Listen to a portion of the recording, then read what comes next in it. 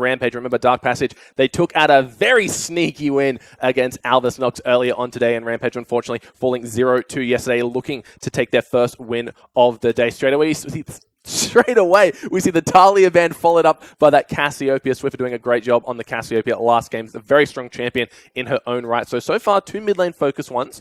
Have to see what Dark Passage answer with here. An Echo.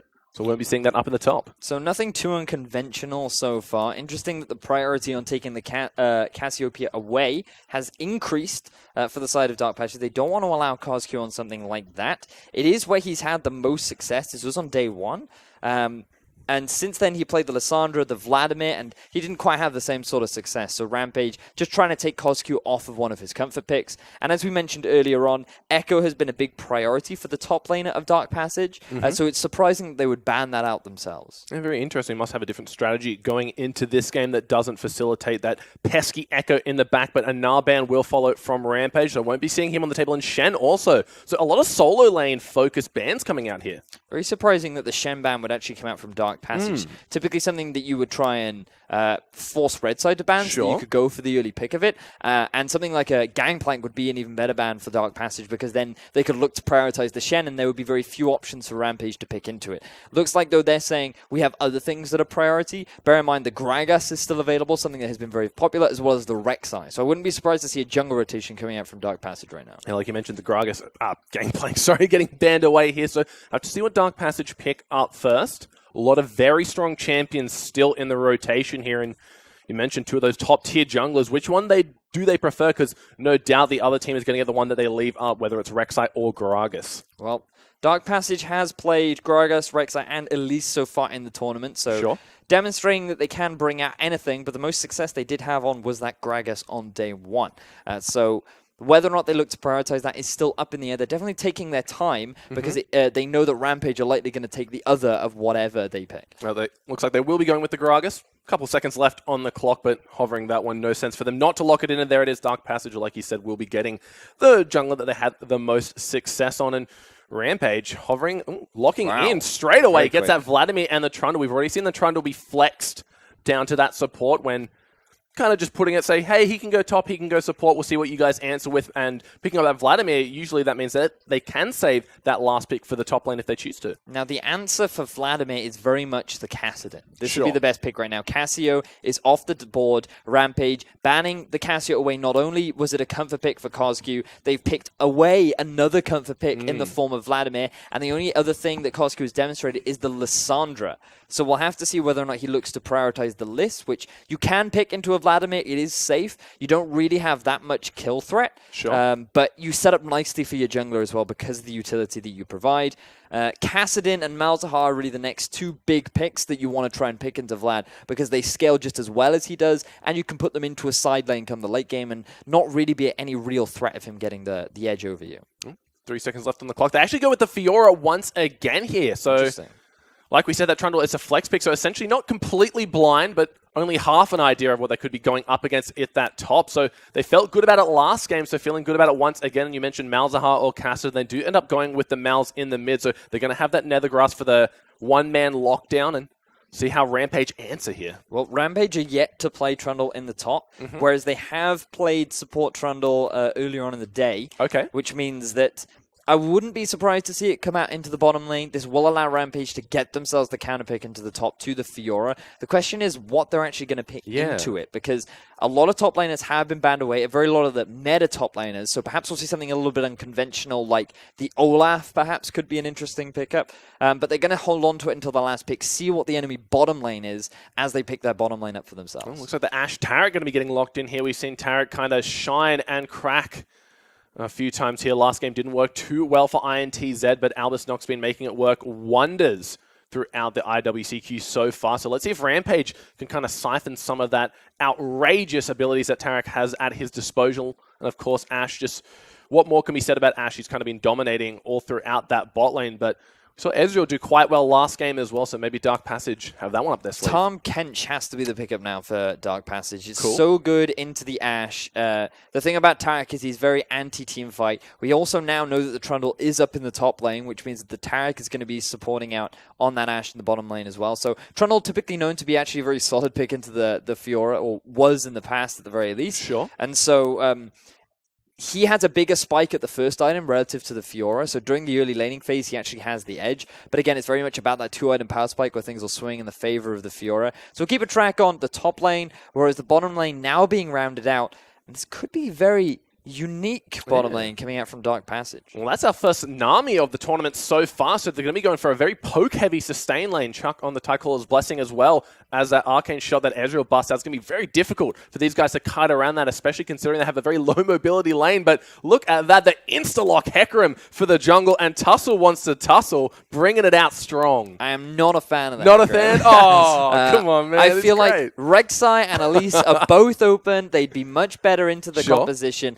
But what Rampage is saying is, okay, we have the Ashe as a form of engage. Now we need a little bit more reliable follow. We want to go for more of a team fight focused composition.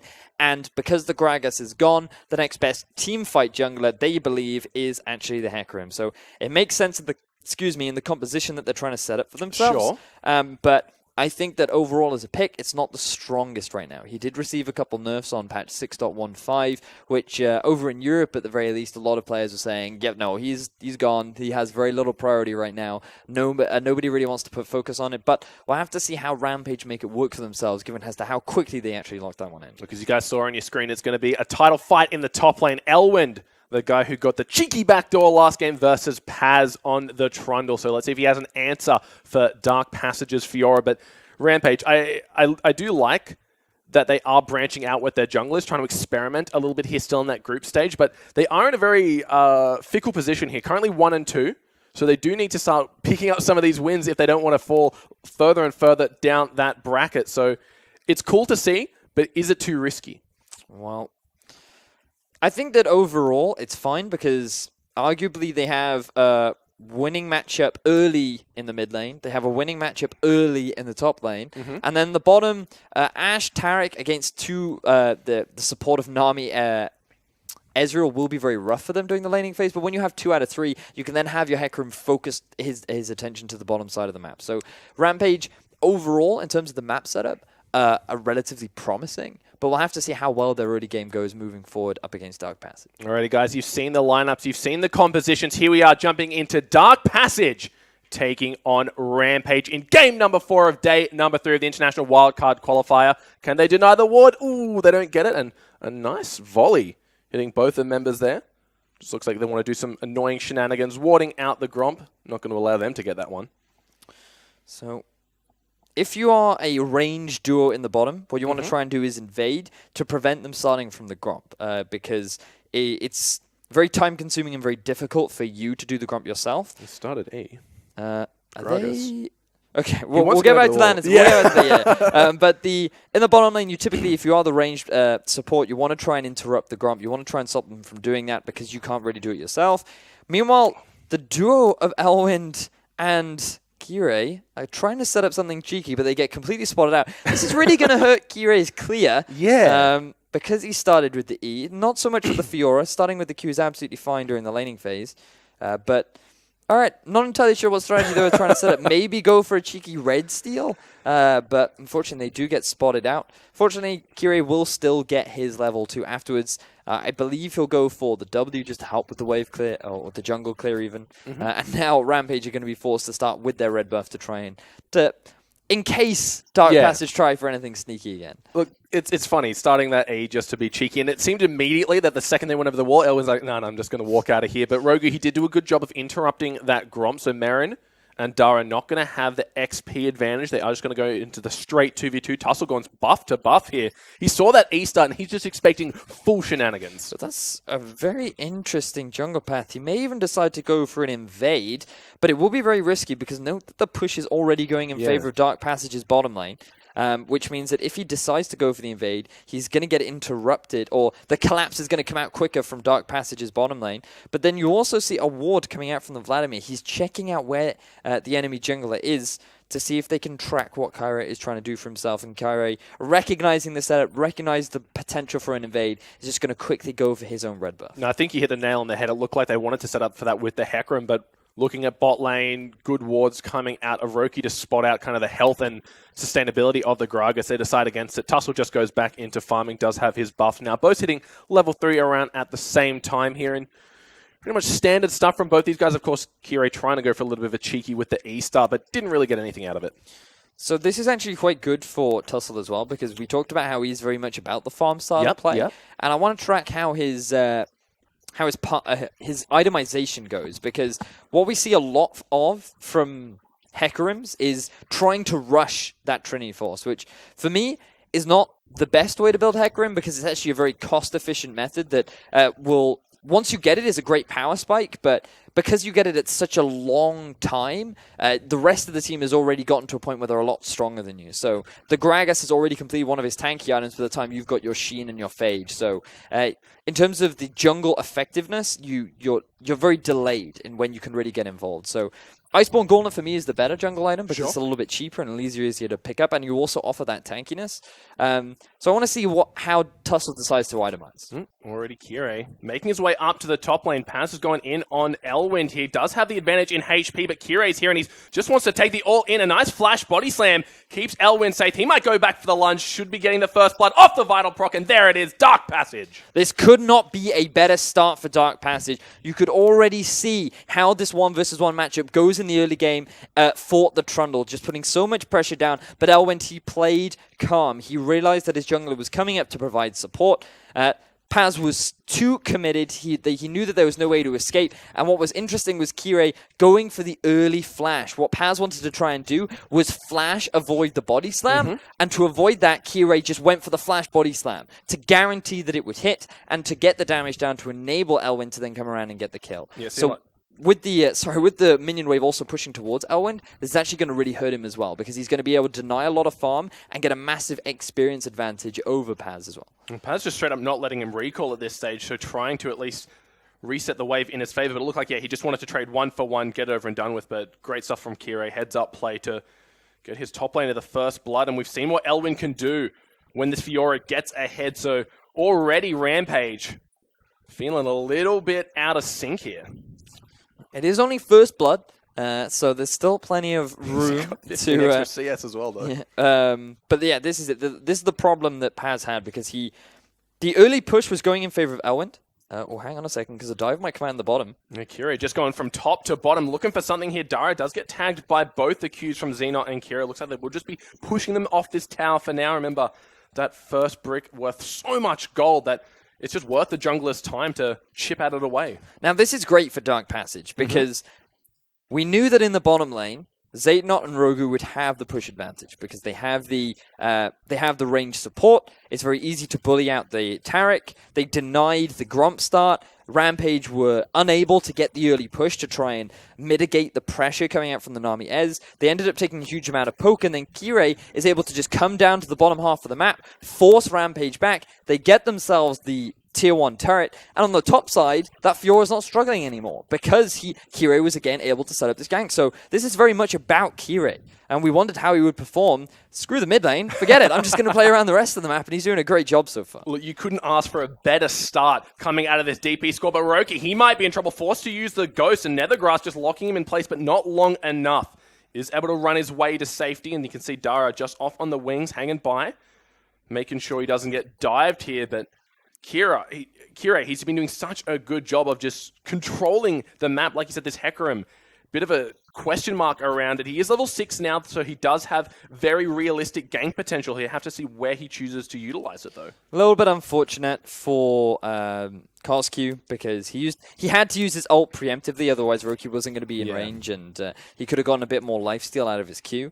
And because Kirei didn't have his flash after the gank he set up on top lane, he couldn't actually get the capitalize down. But they do punish the Ghost. CozQ is forced to burn his flash, though, which is quite interesting. Not quite sure how that ended up happening. But regardless, pressure in the bot lane, bit of pressure down in the mids means that Dark Passage can now swiftly move over, take that Infernal Drake, and with the second Infernal Drake on the way, this couldn't really be a better start for Dark Passage. Look, Dark Passage in an amazing position right now. Tussle, he might be forced to just ult straight in the team. A nice triple stun coming out from Dara, but it is a 3 versus 2, and Tussle, he doesn't have the health to go for it. But here comes Meron, gets the heal just in time, gets the first kill, looking for a second one. Roki's there, can he get in time? Flashes in, takes out Zeitnot. Now Rogu has to run away from this one. Rampage answers strong. Oh my word, Tussle with some very ballsy play right there, because he ults back in on such a tiny amount of health, but he knew his W would give him enough sustain and that many members to keep him alive, to buy time for Meron to come in from the flank and do the damage needed to turn the fight in the favor of Rampage. They get themselves 2 kills, they alleviate some of the pressure, and now those lanes that have been struggling have gotten a bit more gold in their pockets. Look, that's exactly right. Meron picking up a kill, Roki as well, so they got to be feeling good about that one. Getting a little bit of that gold discrepancy back up. It's only about 1,000 now. And remember, Dark Passage, they got the first brick, they got the first blood, and just look at the bravery of Tussle. So look at how much health Tussle actually ends up getting back. He buys enough time. He goes back in very aggressively. The heal comes out for Meron, and it was thanks to just really good communication from Rampage to realize what was happening, knowing that they could commit and actually turn that fight around is what enabled them to get those kills. So mad props to Rampage for making the best out of what could have been a bad situation. Look, if that Gromp wasn't aggroed, I'm pretty sure Tussle would have survived that one. I didn't want to say that it was the Gromp because I wasn't entirely sure. Just straight up licked him But to there death. was a possibility, yes, that it was the Gromp that actually netted that kill. But yeah, Dark Passage, they get punished for the aggressive invade. They are still in the lead at this stage, and they do have the Infernal Dragon with another one on the way. Up in the top, Elwind. He's doing a great job, still keeping a consistent about 10 or so CS lead, and Trundle just not going to be able to deal with this Tiamat Fior already. He just can't handle it. It is that Tiamat that's making Paz's life so difficult right now, because Elwind getting the first blood gold, also getting himself the early item advantage over his lane opponent is really the big reason as to why he's able to maintain this pressure. And now because he has a big minion wave building up, they could look to set up a dive onto Paz. CozQ roaming around as well, trying to force this tier 1 turret in the top lane, and Paz, he's just going to be forced to back. Tussle is going to set up a play in the mid. Oh, Ezreal gets hit by the ultimate, and Rogu gets stunned up. He's going to have to flash out of that one, but I think it might be all a little too late. He's getting low. The Hemo Plague, add insult to injury. Going to get bursted down by that one. There it is. Roki picks up that, and Rampage, they knew exactly where the DP squad was. They had 3 in the red side jungle, so there's answer mid. And interestingly enough, DP actually tried to rotate back round to the mid lane. Yeah. They had an opportunity to set up a play in the top half of the map, try and get something back for losing 2 of their members, but instead they just try and respond to the aggression from Rampage, which was honestly just a really good setup. They had the Ash Arrow, it landed onto the Ezreal, who had no summoner spells. Rogu, he didn't really have anything to help protect his AD carry, other than the exhaust, which, to be honest, was very useful because he just died too quickly. Yeah. So fair play to Rampage, getting themselves another pick in the mid, and now they're just sitting on a healthy kill advantage, but still a little bit behind in gold because they don't have any turrets just yet. As we do see DP moving to the top half. Well, they really want to try and take out Paz here. Uses a subjugate onto Elwind. Here comes Tussle straight in onto Zeitnot. Look at the damage, but there's a grand challenge. It's been laid down onto Tussle. Paz is quite low, so is the tower. They shouldn't be able to stay under this one for much longer. Looks like the aggression of DP just pushing them off. Now, Dara, he has rotated to the top side of the map. He wants to try and provide some assistance while Roki and Meron, just continue to push in their lanes. But good response from CozQ to deny the siege coming out from Meron is going to result in Dark Passage picking themselves up a tower advantage. So I really want to know what they plan to do with this Nami and why they picked it over the Kench, because you said in Champion Select that Kench is hands down the best option here, and we saw why it would have been good in that mid lane fight earlier. Oh, yeah. Zeitnot gets hit by the ult.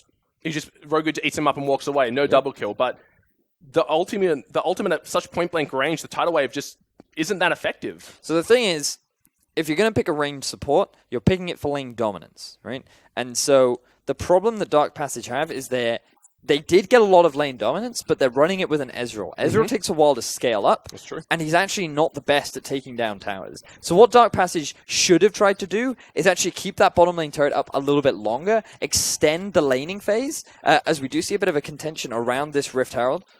Dara's only level 5, so doesn't have that key ultimate yet for these early game skirmishes. So they do pull them off the Rift Herald, but no kills coming out. But this is what you're seeing right now. Ezreal hasn't even completed an item yet now. We don't have time for that because CozQ... Oh, it doesn't actually get feared back in. So Tussle missing the ultimate. He's going to change it around. Dara doing what he can to keep him healthy. Ezreal not going to land. And Rampage is just going to get the hell out of here. Zoning arrow, forcing the Malzahar away. Perhaps he just didn't quite calculate the trajectory. CozQ going a little bit too fast. Did have to pop the ghost, so he will end up trading a summoner spell. But fortunately, Dara was there to keep his jungler healthy. And speaking of junglers, it looks like he's going to go for that early Trinity Force. And this is the difference you can see right now. Looks like that we are actually seeing the AP jungle item come out from Kirei. Sure. And we also have the Sheen and Phage completed for Tussle. So he is level 9. He has been involved in a lot of action throughout the map. He has actually been involved in every single kill the Rampage has picked up. So it's fine for him right now. He's not that far behind his opponent jungler. He's going to hit the Trinity Force at about 15, 16 minutes, which is reasonable for a jungler. And then you will start to see a lot of teamfights being kicked off by Rampage because of how ahead the Vladimir is, because of how strong the Ashe is once she's completed a couple of bit more AD under her belt. And once you have a Trinity Force Hecarim, I mean, it's just teamfight city for the side of Rampage. Well, they're going to have to make it work. Like you said, they're investing a lot of time and gold into getting this Hecarim to a point where he's able to contest these high-intensity fights. So once he does get it, they're going to have to. Dragon is up, and remember, it is the second Infernal. Just how important is this to get a second one under your belt? Well, extremely important. And Dark Passage, they want to try and get this one, which is why they've set up a lot of vision. They've claimed control over the Scuttle Crab, which means that they will know if Rampage move towards that objective, whereas Rampage, they are basically saying, hey, we don't want to allow you to get that second. We want to get a bit of damage amplification ourselves. And so we are setting up for it. You can see a couple of wards, pinks as well, but very few pinks actually in the inventory of Rampage, whereas you can actually see 3 from Dark Passage. So in terms of the priority of that dragon, definitely more so in the eyes of Dark Passage than Rampage. Definitely prioritizing that vision, denial, and control, where Rampage don't really have much of a means to take a Tussle. He's just standing on a ward, so DP know exactly where he is, and with all this pink ward control, they can clear out any vision that comes in. Teleport coming in. There is the Tara culti, but he gets knocked up immediately by the Nami. They might just be going for the dragon still here. Paz around in the backside. Can they catch out the Malzahar? Looking dicey. Not the best teleport from Paz. And note that the Fiora is continuing to push, so all Dark Passage have to do is buy time. They're actually forcing Rampage back, and they may very well be able to get a tower and a dragon for themselves. This is looking bad. Rampage, they kind of just force it a little bit too eagerly there. Like you said, bad teleport, bad initiate. Kirei just jumps over the wall, resets the fight, and not going to get the tower in the top just yet as Trundle has rotated his way back up, but a lot of damage. Zeitnot in trouble, does get feed, is able to Arcane Shift out in time. Tidal Wave hits too, but Rogu, he's flashed on in, looking for Zeitnot. He survives on an absolute slither of health. Bad luck, Roki. He's going to have to ghost his way on out of there. There's the ultimate, and he takes out Dara. Sniped. Ooh, unfortunately, CozQ flashes into all, but it doesn't matter because here comes Elwind. Not over yet. Elwind gets the first one. Is he looking for another? Flashes on in. Gets the Tiamat proc. That's a double kill for Elwind. That could not have been any worse for Rampage. They try to contest the dragon. They try to set up a play, and everything just goes so wrong. Dark Passage, they get damage onto the tier 2 in the top lane. They get themselves an Infernal. They get themselves 3 kills, and now they're going to round things out with the tier 1 turret in the mid lane. So many things going so fantastically for Dark Passage, and very early on into the game you have to wonder now, Rampage, I feel like you had a window to take advantage of that you have very quickly missed. Look, all these question marks surrounding Dark Passage now turning into exclamation marks because these guys have been controlling the map from what seems to be the first 30 seconds as the dust settles after that fight. Got themselves a 4,000 gold lead at only 16 minutes in 2 Infernal Drakes, and CozQ going to be picking himself up the blue. But what's the next step here for Dark Passage? They still have mid lane towers down. It's just the tier 2s left. So you can set up for the 1-4 or the 1-3-1. Fiora 3-0-0. Black Cleaver completed. Tiamat also under her belt. And the moment she has that Ravenous Hydra, no one on the side of Rampage will be able to deal with her. I don't care if you have Trinity Forces. Zeitnot goes in. That's very bold stuff, but Roki accidentally stepping the wrong way. Can't seem to get the stun, and Zeitnot just straight up 1v2ing right now. He does have Rogu to help support him. But Roki taking a fight he just straight up couldn't win. That is a play that you punish if you're Rampage. He just burnt his escape. He doesn't have his flash. You have the Ashe arrow. Fire it out. You can set it for an easy stun from Dara. You then have the damage from Roki, flank from Tussle, and Rampage just not really seeing these opportunities to punish Dark Passage. And this was something that honestly is just very disappointing because they had an opportunity to try and force a play. They didn't take advantage of it, especially around the Infernal Drake. They should have just come in. They had 5 members to fort. They could have forced the teleport out of Fiora, and instead they didn't end up doing anything. They just disengaged, and then when they do force the fight, they're not in a position to fully commit, and everything just goes abysmally wrong. Now they're sitting at a 4k deficit. Elwind's going to pick himself up the Rift Herald buff at a very efficient time as well. And things just keep getting bad to worse for Rampage. I love how he just like walks past, sees all 4 members doing it, doesn't even offer to help out, just picks up the buff, goes on his merry way. So yeah, I deserve this. I'm 3-0 right now. I've got myself Black Cleaver, the makings of a Ravenous Hydra. But like you said, Ezreal, if he's Arcane shifting into a Vlad Taric, there's no way he's not going to die. He should die. If Summoners available either, and he straight up just turns the fight around, forces the Vlad to be on the retreat here. So Rampage, they're kind of playing with that lack of confidence that we're not used to seeing them have. All I had in my head was this Bloodlord, walking up to lane like, I will now consume you. And Ezreal's like, have this map! Just throwing maps at him, just like, da! And then Vlad, this Bloodlord, being like, no, please, don't hurt me! He just had no hope. He was probably reading in some old... What's Transylvanian? Transylvania. Couldn't decipher the maps that Ezreal Don't ask a Welshman about geography. I thought that Australia was in Africa the other day, so I'm really not a good source to rely on. Look, we're technically both from Wales, though, right? So stop it. You should Stop know it exactly now. where we are. Stop it. In any case, right now it looks like Dark Passage just trying to extend their vision even deeper into the side of Rampage, and this is what you should really aim to do. Something that a lot of these teams throughout the International Wildcard haven't really done, which is once you get a gold advantage. Once you realize that you pretty much have taken all the tier 1s, move into the enemy jungler, with your support, and just put wards down. So you can track what the enemy jungler is doing, follow the rotations that Rampage are trying to make. As Tussle, speaking of rotations... There's the go Zeitnot. He might have actually got punished this time around. Roki picks him up, and do they want to give chase? They do have the Onslaught of Shadows available. There it is. Fears 2 members. It's going to be Rogu going back into the fight due to the fear, but doesn't really look like after that there's any initiation potential out of Rampage. All right, good punish this time from Rampage. It looks like that Zeitnot finally getting it a little bit too big for his breaches. Definitely needed a map to get out of that one as an Ash arrow hit him straight in the face. Easy follow-up from the side of Rampage. They get themselves another kill, but all they're really going to be used this for is to get a bit of vision control around Dragon. Will be spawning up in a minute, but by then Zeitnot will have respawned. Dark Passage very likely looking to try and contest. Look, of course, it's going to be the 3rd Infernal Drake of the map, so if Dark Passage can get this one under their belt, it's going to go from bad to worse for this Rampage squad, but of course, finally, good to see them being a little bit proactive. We're going to see what happens. Ult just comes down. They straight up CC layer him after that. No escape. Forced to burn the heal to try and stay alive. And the tidal wave, good job by Nami to disengage. But unfortunately, it just wasn't quite enough. Yeah. It was just, in all honesty, a good punish from Rampage. They realized, all right, Ezreal, you've done that twice now. The whole, fool me once, shame on me. Fool me twice, well, shame on you. Oh, wait. It's the other way around. That's all right. They knew the punchline to that joke anyway. In any case. Look, at the end of the day, they still have no way to deal with this 3-0, 209 CS That's Fiora. a valid point, yeah.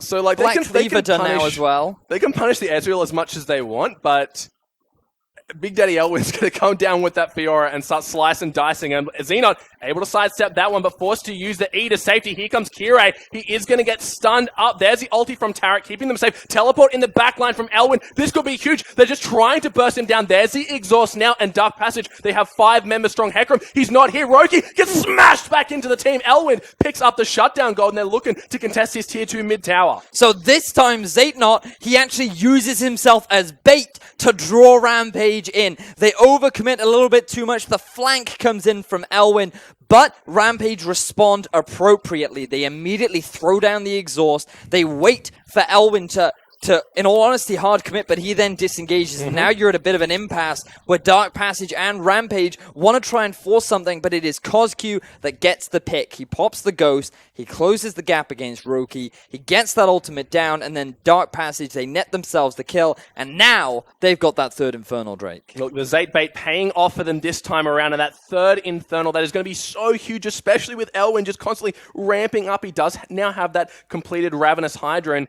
with that Null Magic Mantle, the world's at his fingertips right now. In the European Challenger Series, we would call this a hot mixtape. Well, after picking up the 3 Infernal Dragons. Spitting straight fire. Oh, yeah. And now with 6 kills to 5, 4,000 gold lead in the favor of Dark Passage, things are just going to get all the more worse in these next few team fights. And I mean, when you look at the compositions, you could argue that Rampage actually have the better team fight composition. But, I mean, more AP, more AD, that's just going to help Dark Passage in any form of a setup that they want to go for. They can go for the 1-3-1, they can group up and team fight if they want, but it's very likely that Baron will be the next priority on their eyes. Extend your deep vision, look for a potential pick down onto Dark Passage. You have the Malzahar, no QSSs have been completed yet for Rampage, so you can still set up for that pick as the Ash Arrow comes out. We hear it, but Rogu going to be able to flash himself to safety out of that one, but Zeitnot. No, not going to commit for that one. They've seen this story before. Is he baiting or is he not baiting? I feel like, yeah, we've seen this a few times now, and it either works out for them, but they didn't have the Ashe ult to commit on that. And Rampage, their vision denial is not very good this game. We have constantly seen their jungle be lit up like a Christmas tree all season long. And it doesn't really help that... Oh, hang on a second. The Elwind going aggressive. He's in a 2v1. He is able to riposte most of the damage coming out. Flashes back in. Elwind! Gets the kill. Proxy ulting now. Tussle. I don't know if she should be fighting in that one, mate. Getting the vitals and getting the double kill. Heartbreaking to say the least. Elwind proving why Fiora is known as the Grand Duelist. Getting himself the 2 versus 1. This is the 2-item power spike. This is the power of the Rift Herald. And now Dark Passage, they can take whatever they damn well please. Baron is on the board. That tier 2 in the bottom lane is available. Just everything is available for Dark Passage to just solidify their lead. Look, and that's it. A nice gentleman's agreement. The duels are 1v1, and Paz, he brought a buddy to the party, and Elwind just makes them pay, gets the double kill, gets the turret, and now DP with the Baron priority. There's so many deep wards that they can see them coming a mile away. Here comes Dara, though. Meron in tow. Teleport coming out from Paz. Stun, flashes and gets 2 members. Is it going to be enough, though? Paz, he's in the fight. Great. Tidal Wave comes out. Kirei does get stunned up. Meron trying to do his best, but Paz going to get locked down. Malefic Visions burns him down to a crisp. Zeitnot does go down. No, he stays alive somehow. Meron is able to get the kill with a barrel. Blows him sky high, and all Dara can do is watch as his team crumble before them. Everything was reliant on Rogu landing that exhaust. The Vladimir comes in and gets such a massive ultimate off, which could have swung the fight so easily in the favor of Rampage, but Rogu says no. There is no way you're going to net this team fight win. There is no way we're going to give you this objective, and Dark Passage are able to turn it around. Such fantastic team play. They get themselves the Baron. They've now got themselves a 10,000 gold lead, and Dark Passage, it's going to take so much for them to throw this game. You can see the setup initially from Rampage. Just keep your eyes on Roki. He's going to come in. He's going to flash over the wall. Gets the multi-man ultimate off, and then here is the exhaust. Completely denies the damage. Zeitnot is able to stay alive. He can just continually throw out those Qs, and then they're able to just turn the fight around as Rampage are just over-chasing. So great stuff overall from Dark Passage to be able to win that fight. Look, and in the midst of all that action, Elwind got himself an inhibitor tower down with... Could have probably kept pushing for that in-hit, but right now there's really only one way that they can lose this game, and it's just straight up throwing. So if he just plays smart, cool, calm, and collected, pretty much any tower he wants is going to melt like butter. Certainly is. Now, for Dark Passage, they just have to keep doing what they're doing. Put Elwind in a side lane. There is no one on the side of Rampage that can even consider fighting him. We've already seen him win the 2 versus 1. He is level 17, 26 minutes into the game. Oh, my word. Okay. After all that, he just went back with a straight BT. Okay, so he's like, I didn't have a sword in my inventory, so I figured I'd pick one up. But it synergizes so beautifully with Fiora as a champion. You have a lot of sustain already with the passive. And when you stack that up with the Grand Challenge, it just makes things so much worse. And to be honest, you don't really... I mean, the sustain and the extra AD is more than enough. So not to mention the shield on top. Oh, yeah. Now Dark Passage, they're going to quickly pick up this inhibitor in the bottom lane.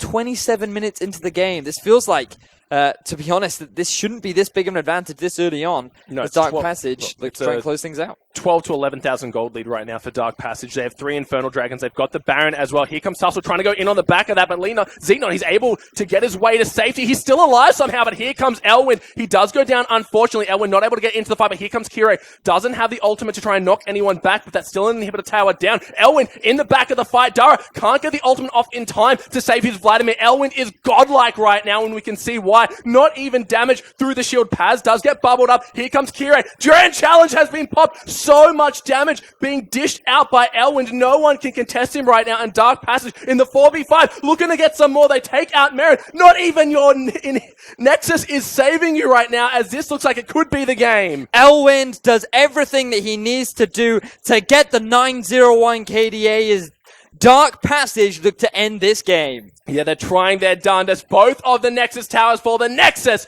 soon to follow. 901 gets himself the first assist of the game, but ends it on that godlike status. Absolutely crushed Dark Passage. They looked amazing that game.